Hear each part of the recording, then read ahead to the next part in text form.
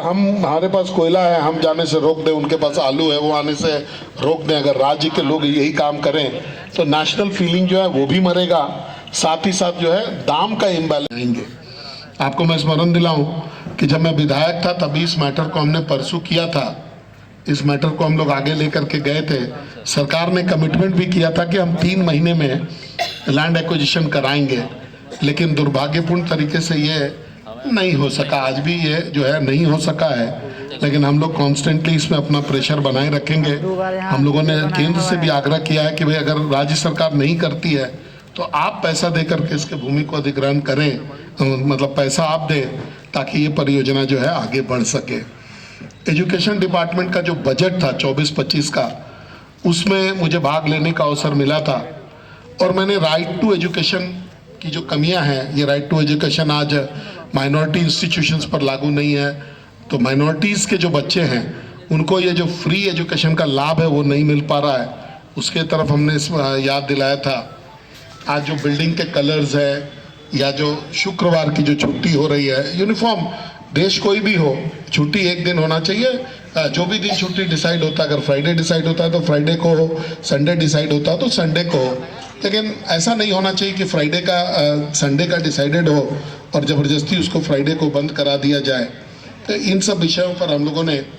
जो है सदन का ध्यान आकृष्ट कराया था। और साथ ही साथ चूँकि ये कोयलांचल क्षेत्र है तो अपने रामगढ़ विधानसभा क्षेत्र के तहत हम लोगों ने मांग भी किया था कि भाई आप इसमें जो है एक ISM Indian school of mines खोलिए, ताकि यहाँ के बहुत सारे बच्चे और यहाँ बहुत सारी माइंस जो हैं यहीं पे, आप लोग धनबाद से आते हैं पढ़ करके यहाँ पे नौकरी ढूंढते हैं, तो यहाँ का बच्चा अगर यहीं पढ़ेगा तो शायद उसको रोजगार इजीली मिल सके। ना अगला प्रश्न मेरा था बांग्लादेशी घुसपैठ जो हो रहा है उसको लेकर के,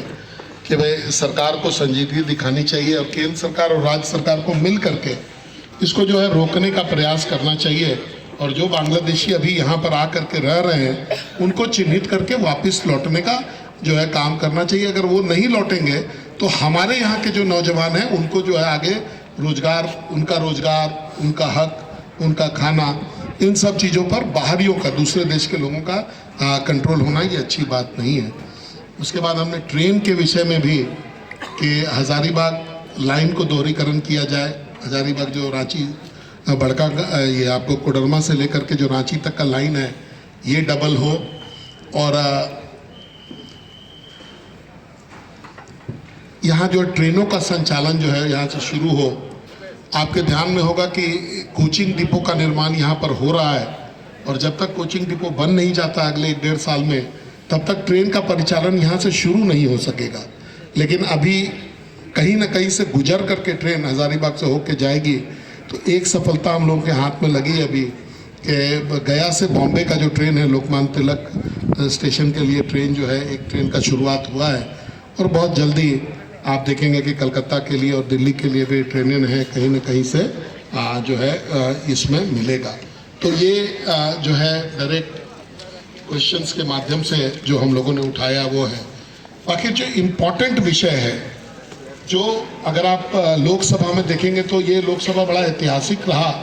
क्योंकि 3 बड़े महत्वपूर्ण विषय इस लोकसभा में आए। ये जो सदन अभी चला पिछले 6 महीने में, उसमें आया पहला, संविधान पे के 75 साल होने पर संविधान पे एक जबरदस्त चर्चा हुई, सभी दल के लोगों ने उसमें भाग लिया, और संविधान के महानता के ऊपर में कि आज